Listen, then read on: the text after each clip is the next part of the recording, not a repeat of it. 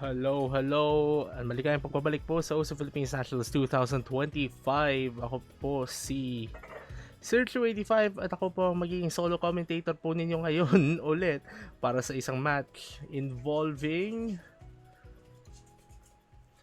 we have bojii going against SoraFuru, and nagsimula na po sila sa mga roles as far as I know. So ito na nga po ang ating unang ban. Yan mula kay bojii, pero una po natin mangyayari ang ating protect phase going into this one.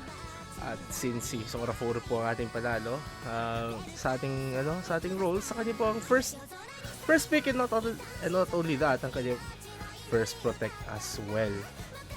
So differences lang po from the 4K match that we saw earlier. The 7K pool actually has 3 additional picks.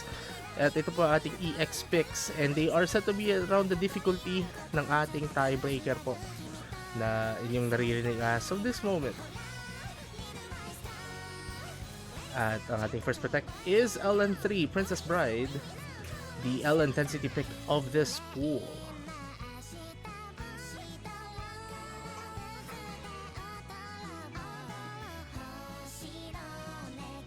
And then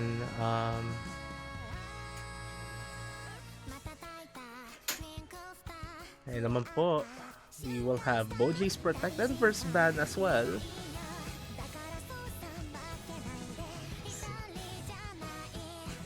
I presume bojii will be protecting some of the rice picks here and banning any of the LNs, most likely ban sa LN1, maybe even LN2 kung gano'n mangyari.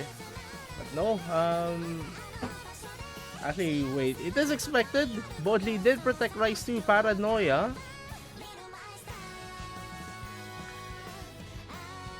I don't think any bans will go to the EX picks unless iba yung nasa isip ng ating number 1 seed for this tournament. Bojii did get number 1 seed here, so this is number 1 versus number 16. And we have bojii banning LN1 as I mentioned earlier. Ngayon naman po, hinihintay po natin ang magiging ban ni SoraFuru. Being the number 16 seed, it's actually, I'd say na one of the safer bets siguro sa magiging ban nito ni SoraFuru is one of the EX picks. But no, they are banning Sugiki Hitokimiya. So ang ating core jack pick is out. So wala pong magiging pure accuracy score ata tayo ngayon. At kita-kita po ang reaction ng ating number 1 seed ngayon. Parang gusto sana niya piliin ang Rice 4. At yun nga po ang ating state of the pool as we go for the first pick, and it will be SoraFuru's first pick as well because of winning the rolls.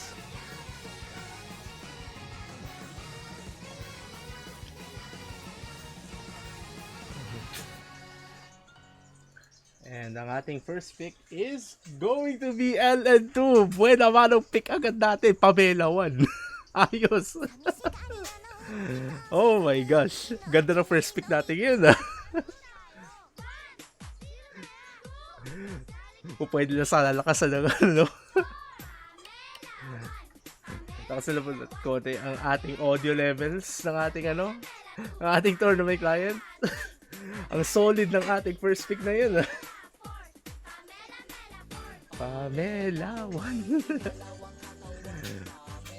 This is our LN coordination pick, pero more on the wackier LN coordination actually.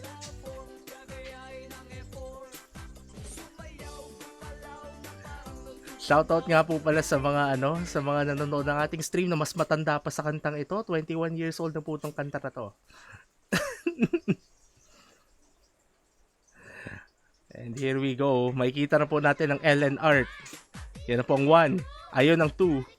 Ayan naman po ang 3. At yun ang 4. Ayun.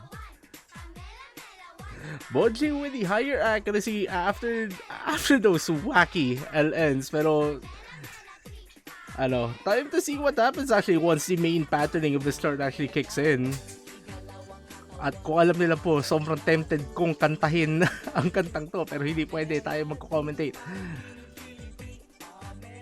Medyo solid pa rin po ang accuracy ni bojii going into the second quarter of the chart. 99.83% SoraFuru finding a drop. Two unfortunate drops actually, pero medyo nahihirapan mag-maintain na combo si SoraFuru actually with these shoulder holds. Pero still above 97% accuracy, which is still pretty impressive.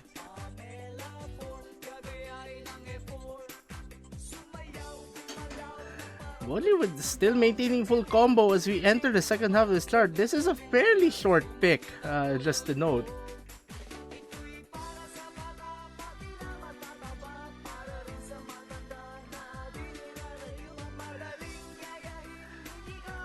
Actually, SoraFuru, as I was about to say, medyo nagsisettle down na siya, pero nawala biglang kanyang combo. And now, final quarter of this chart, bojii is still pulling ahead.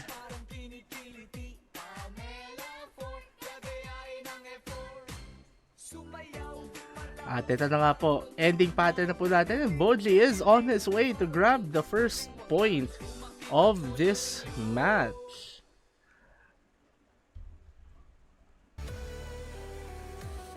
Only 6 200s here coming from bojii and 1 100.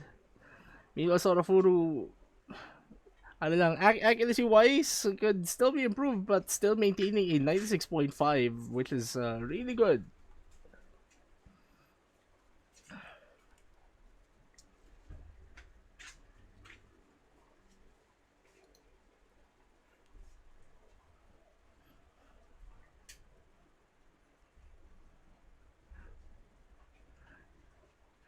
And bojii now picking SoraFuru's Protect, interesting enough. So we'll have Princess Bride, the L intensity pick of this pool. Some could argue na while LN3 is more physical, it might actually be easier than the other two LN picks. Some would argue that.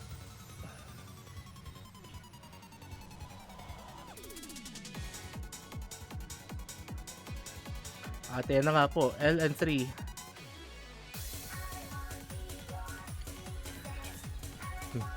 Ubus na nga po ang ating LN, pero there is still EX2. Just to note lang po, EX2 is a harder LN pick for this tournament.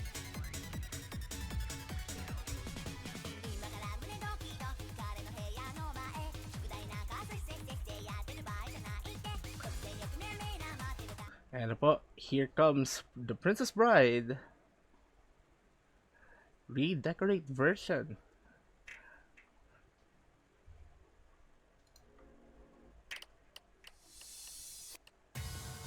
More on the denser LNs to. SoraFuru immediately finding a drop in the intro pattern, and that is not exactly the best sign that he could have.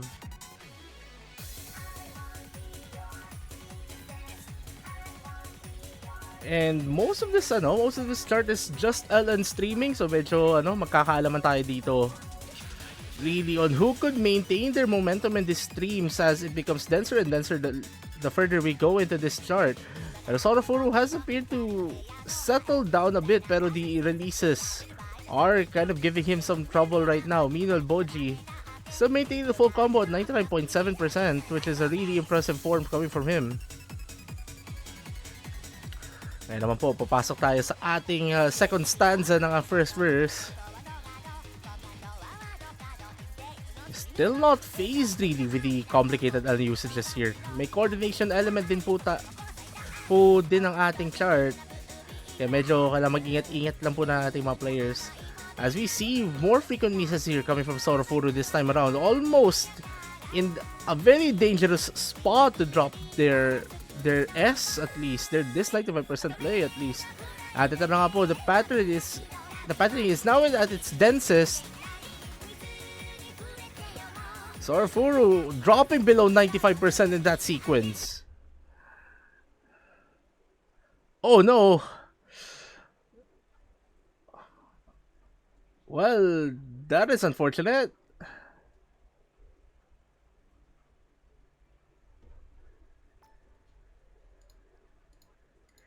Play will continue on though, despite that.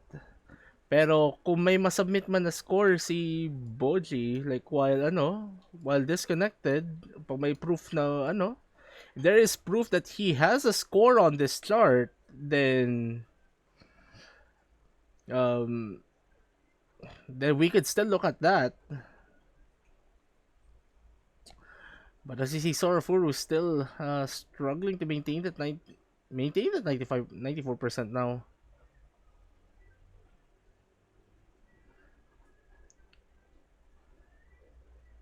Well,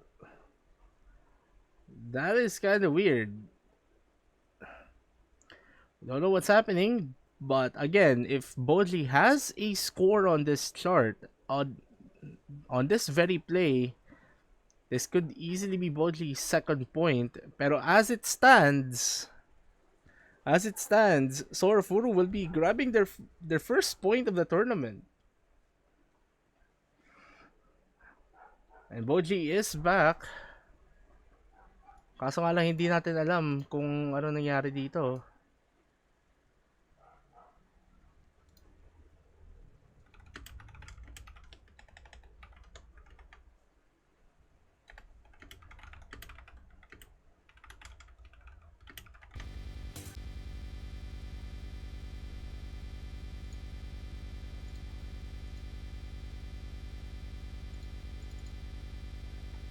Mukhang naglolo ko po ating tournament client. Ayun.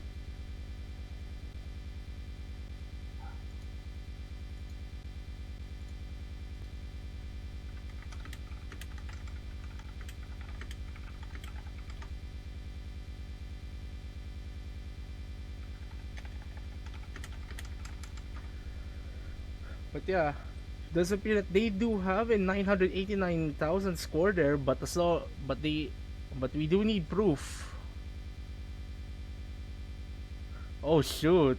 Seems like they did not.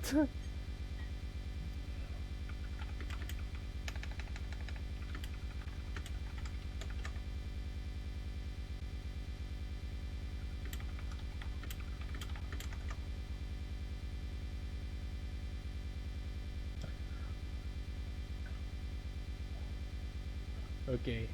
bojii will be checking their local scores. If that score saved, then bojii will be grabbing a second point. We're working on technicalities here right now.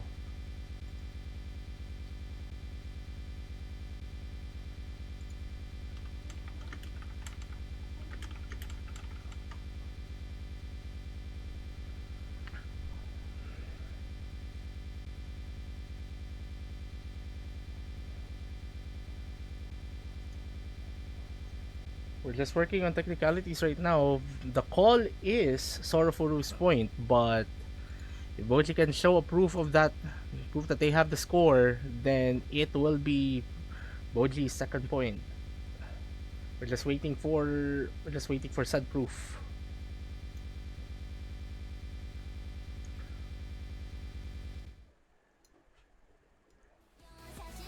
Well, just put the like the usual stream music for now. Kasi naglolo ko po ang ating tournament client na medyo masakit po sa ulo.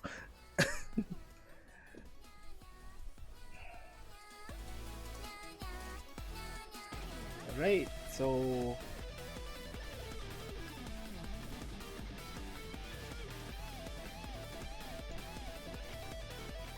that's the case.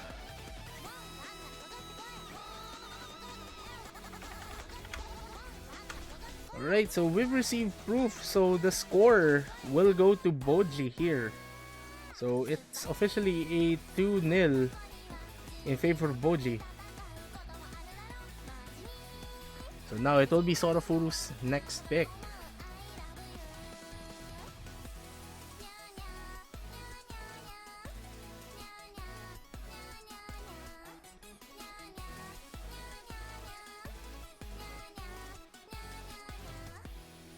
So ngayon po, titignan natin ano magiging pick ni SoraFuru dito. I mean, medyo alanganin nga lang kung pupunta sa EX eh. pwede tayong pumunta sa hybrids. Actually, hybrid 1 is probably the safest of the 3 hybrid picks here. But no, they are going for paranoia, and this time around, it is bojii's protect that is picked. So both players actually picking their opponent's protect, which is not exactly new, pero not exactly the newest thing, pero it has happened before. Still doesn't make it less weird, I guess. This is our dense chord stream pick. So kailangan lang po we just need to see what happens here. And it does seem like that someone will actually be joining us in commentary here.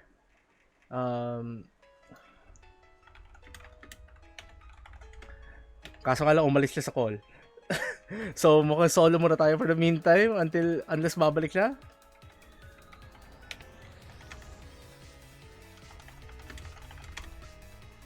But anyways, bojii with a 99.7% accuracy in these chord stream pick. Accuracy is going to be a factor in this pick in particular, especially among the higher seeded players in this tournament. Meanwhile, SoraFuru will be looking at getting as high a score as they could.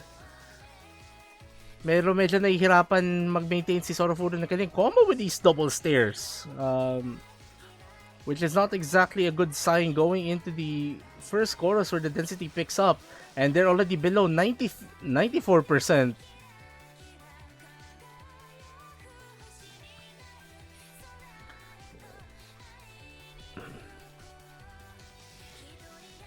This is also a fairly short pick. So, medyo kailangan lang po mag-ingat ng ating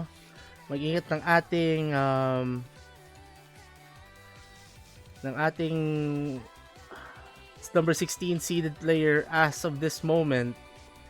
Anyways, joining us in commentary is Silawas Kels. I mean, Lovely Peninsula. Hello. Hello. Oy. Hello. Oh, yung mic. Oy, rinig ka. Yes. I know the microphone. Ganun talaga. Ayun nga eh. Sino ba nasa naong? Ha? Ano ba yan? Nasa hotel ako ngayon. Wow, na-all. Anyways, bojii with the 99.95% accuracy going into the final quarter of this chart. And this is pretty much a done deal, really. Especially at SoraFuru has already dropped below 92%. And I don't think there's any way you could come back from this point.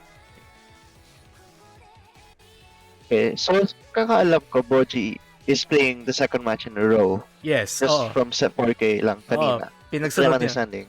It's actually crazy. Alam mo, parang beneficial yung 4K session niya kasi parang tinransfer lang niya yung accuracy niya doon dito. Kaya nga eh. Nakita mo ba yung I don't want to talk about the 4K match right now since we're doing the 7K, but I think you saw one really impressive score from that match.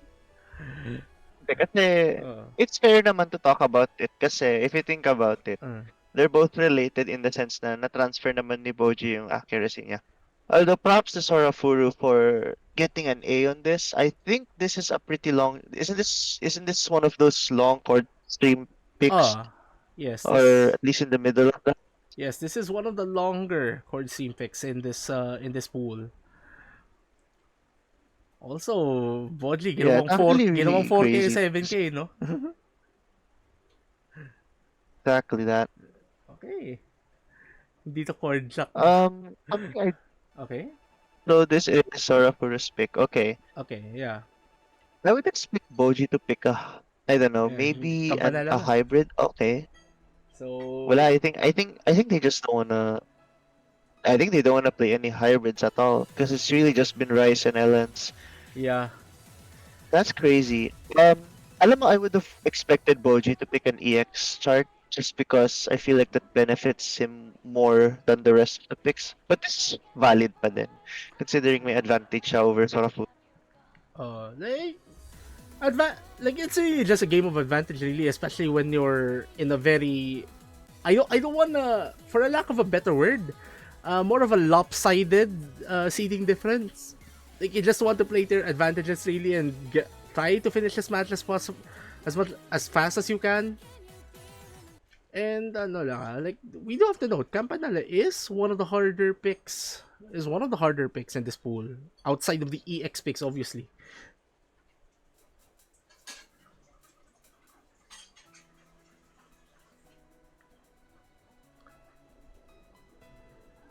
And if medyo nag-struggle na si SoraFuru dun sa Campanella, though this might be a bit of a struggle as well. While fundamentally the charts are different.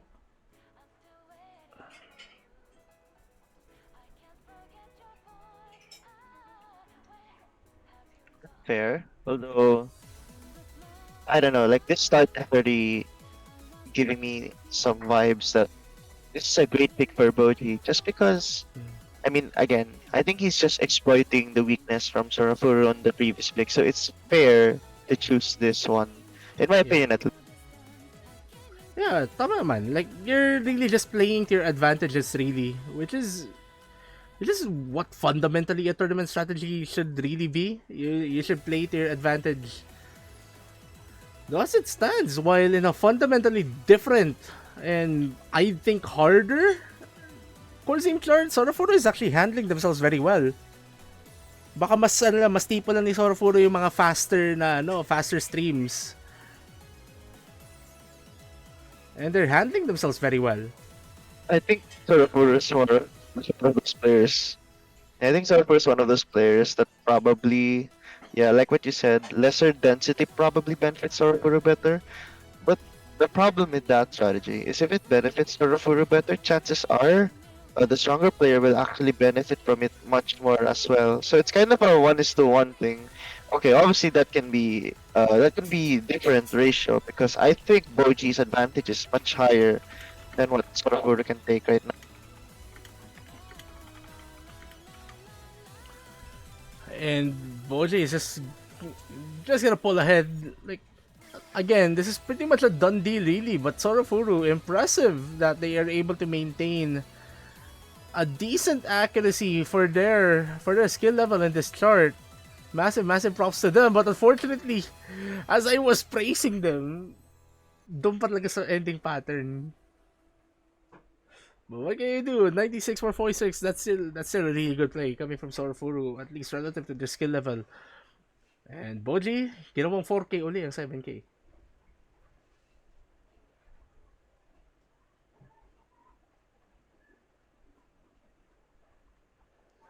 $84 misses. I don't think we should even call them 300s anymore. 84 misses.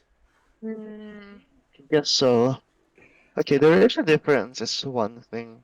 I mean, like, consistency is definitely something SoraFuru has to work on. But that's really just part of the physicality that I think SoraFuru needs to have. Indeed. I don't know, I think BMS ata ito, pero there's this skill floor, skill ceiling theory daw. Okay, I'm gonna be real with you. I don't like this pick. I feel like Rise 1 could have been better just because we saw kanina na SoraFuru does slightly better sa mga less denser stuff. And okay, to be fair, while Rise 1's definitely a speed chart, it doesn't have, like, at least from how I observe, it's not as dense in terms of like chords and all that compared to obviously the chord stream pick.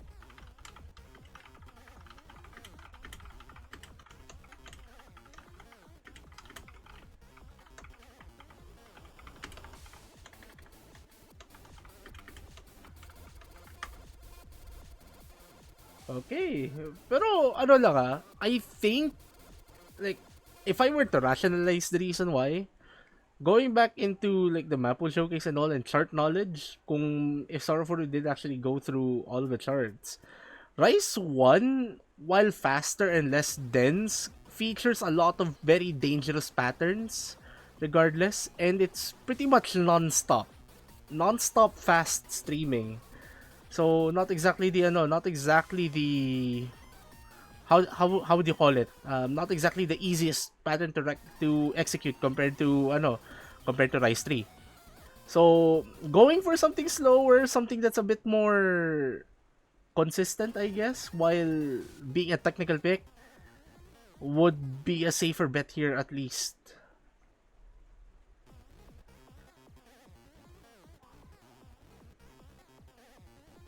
I guess that's valid, but I'm a bit, I'm a bit really worried about. I mean, okay, huh? Wait, that's client, right? That has to be client. Oh, Yeah, that has to be client.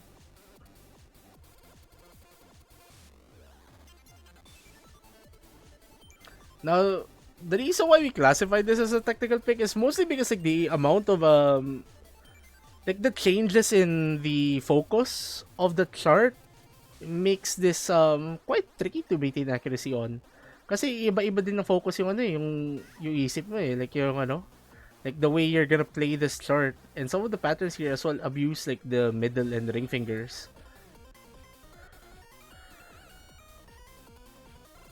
But as it stands, SoraFuru is handling themselves very well. well, okay. Yeah, 96-95 in this is pretty good. Again, the only reason why I kind of disagree with that is, especially on a match like this, it's because you have nothing to lose. Like, gets mo yun? Kung wala ka namang, if there's nothing to lose really, why not go for something that can probably throw the opponent off, diba?